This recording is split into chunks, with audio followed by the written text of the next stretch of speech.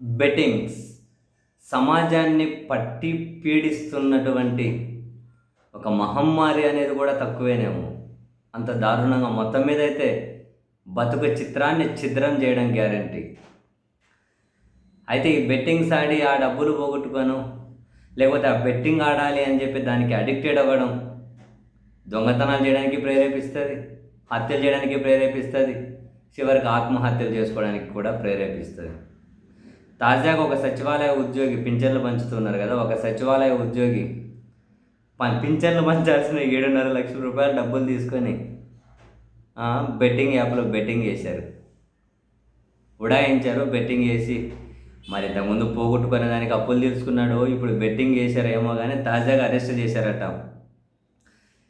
సామాజిక పింఛన్ల సొమ్ముతో పరారైన సచివాలయ వెల్ఫేర్ అసిస్టెంట్ తోట తరుణ్ కుమార్ను మంగళవారం రాత్రి కంచికచర్ల పోలీసులు అరెస్టు చేశారు.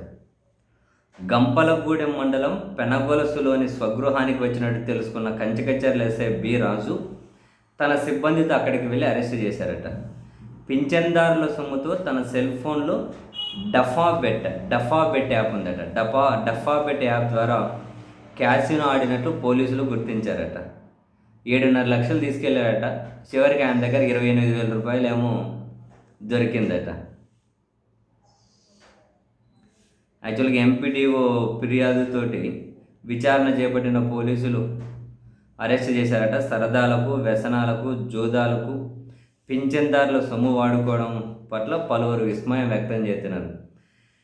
పింఛన్దారుల సొమ్ము వాడుకుంటారు, పింఛన్దారుల మెల్ల ఏమైనా చేతులున్నా అవి లాక్కుంటారు, గోడలు దూకుతారు, దొంగతనాలు చేస్తారు, తెగింపులు హత్యలు చేస్తారు, లేదు అంటే ఆత్మహత్యలు చేసుకుంటారు.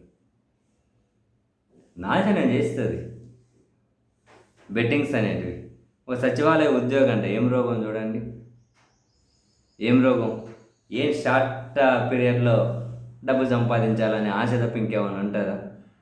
ప్రభుత్వాలు యాప్స్ ఆడిన వాళ్ళ మీద కేసులు పెడతారు. అసలు యాప్స్ లేకుండా చేయొచ్చు కదా. దేశంలో టిక్టాక్ లేకుండా చేశారు అప్పుడు అనుకొని, ఇప్పుడు యాప్స్ లేకుండా చేయొచ్చు కదా.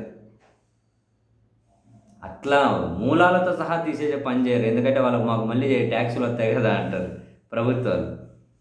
లిక్కర్తో డబ్బులు, బెట్టింగ్లతో డబ్బులు, భూములు అమ్ముకునే డబ్బులు, ఇట్లా అప్పులు తెచ్చి డబ్బులు.